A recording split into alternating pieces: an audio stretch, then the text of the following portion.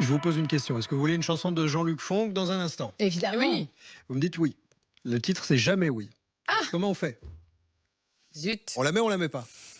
Bah, vu l'absurdité de Jean-Luc, quand c'est jamais oui, c'est oui quand même. Alors, on va découvrir la chanson de Jean-Luc Fonck dans un petit instant. Nouvelle chanson inédite ce vendredi dans le 8-9. En attendant, il y en a plein. Plus de 400 à réécouter sur les albums des chansons du 8-9 à retrouver sur les plateformes de streaming. Là, tout de suite, on va parler d'une vente un peu particulière. Le 8-9 continue. Vous avez trouvé comme info dingue. Mais en fait, figurez-vous qu'il y a quelques jours, à Clermont-Ferrand, donc on n'est pas vraiment le sud de la France, on est à hauteur de Lyon. Est-ce qu'on peut déjà dire qu'on est dans le sud? On est dans le centre, un peu en bas. C'est facile de repérer centre-sud. Clermont-Ferrand. C'est là où il n'y a rien à part Michelin. Oui, c'est ça. Il y a un parc quand même, il y a Vulcania. On peut découvrir tous les secrets sur les volcans. Ce sont les deux choses à Clermont-Ferrand. Le reste, c'est du repos, des volcans. Ils font dodo. C'est déjà les pas volcans. mal. C'est de belles balades. Déjà pas mal. Clermont-Ferrand, donc à hauteur de Lyon à peu près. Il y avait un jeune homme de 27 ans qui passait au tribunal il y a quelques jours pour un véhicule, parce qu'il était au volant d'un véhicule volé et en plus sans assurance. Mais là où, bon, j'ai pas envie de dire que c'est pas surprenant, mais je veux dire, voilà, jusque-là, bon, ça arrive quand même malheureusement parfois. Mais les faits remontent en février 2025. Il achète cette voiture, cette Renault Mégane à 8 500 €, une voiture d'occasion. Et puis 4 mois plus tard, il y a ce fameux contrôle de route où forcément la gendarmerie lui demande la carte grise. Ouais. Je suppose que tous les deux, vous vous êtes déjà rendus à Paris. Vous visitez Paris. Si je vous dis que sur la carte grise, le propriétaire supposé habite au 55 rue du Faubourg Saint-Honoré. Ça vous dit quelque chose? On ça est dans les beaux quartiers. Ça vous dit pas? Le 55 rue Faubourg Saint-Honoré, c'est le palais de l'Élysée. Mais oui, c'est l'adresse du président. Donc c'est l'adresse du président et sur le nom de la carte grise, Emmanuel Macron. Ah, Donc on se dit, est-ce qu'Emmanuel Macron a vendu cette Renault Mégane à 8 500 € à ce jeune homme? Ben non, évidemment. Donc les policiers, vous imaginez la tête des policiers, au début ils en rigolent, puis ils demandent explication à ce monsieur. Alors l'explication elle est un peu bizarre et d'ailleurs elle a été soulignée par le juge au tribunal avant-hier, puisque il dit écoutez, moi j'ai pas regardé la carte. Alors il faut savoir qu'en France en fait on garde la plaque d'immatriculation du premier propriétaire. Chez nous c'est pas comme ça, et le nouveau propriétaire doit aller changer la carte grise. Il dit moi j'avais des soucis avec la voiture donc j'ai pas voulu changer le nom de la carte grise. Bon déjà ça.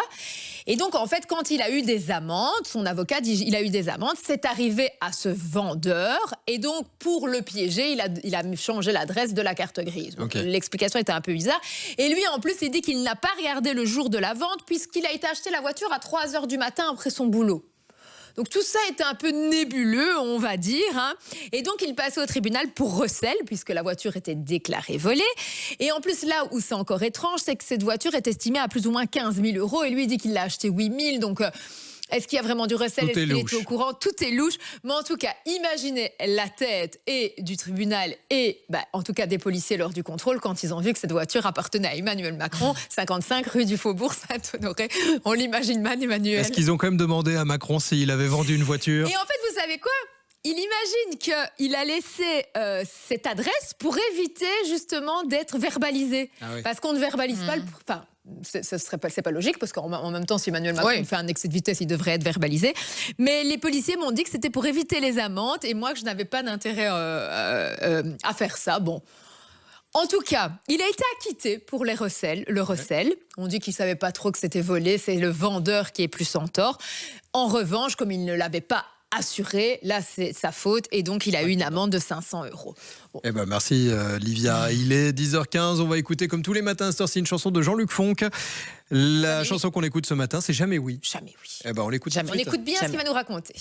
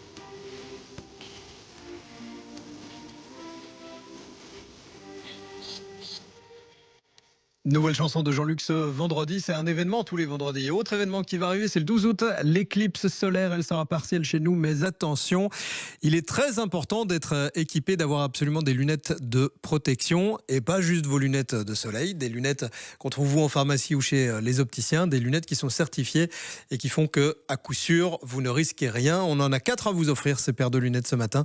Si vous les voulez, il suffit de jouer par WhatsApp. Vous envoyez Eclipse au 0470 07 20 23. Le message est gratuit, tirage au sort tout à l'heure. On offre 4 lunettes. Dans un instant, Julien Lapraille va réaliser son deuxième défi de la matinée à la Foire du Midi. Il a retrouvé Patrick Decorte. C'est une référence chez les forains. Si on va à la Foire du Midi, on s'arrête chez lui au moins pour les croustillons, pour les frites. Vous nous donnez les, faim là. Les grandes crêpes aussi. Vous savez, celles qu'on fait avec un doigté particulier, parce qu'il faut la technique. Ouais, faut faire. C'est facile. Ça a l'air facile, c'est très bon à regarder, enfin à manger. Je pense pas que ce soit facile. Est-ce que vous pensez que Julien va réussir? Pas la première fois. Pas la première fois, non. Mais il va y arriver. Allez. Bah, il travaille quand même en cuisine. Oui, mais il y a un geste particulier. Il y a ce geste qu'il va falloir découvrir et donc se tromper peut-être. Il faut pas en mettre partout autour, faut pas en mettre trop, faut pas en mettre trop peu, faut pas faire des trous dans la crêpe. Beaucoup d'émissions culinaires, même en France, où on voit des gens qui ne sont pas bretons parce qu'on fait beaucoup ça en Quand ils le font pour la première fois, c'est toujours loupé. Julien Lapraille a-t-il la main? On va le savoir dans son deuxième défi en direct dans quelques minutes dans la suite du 8-9 continue. –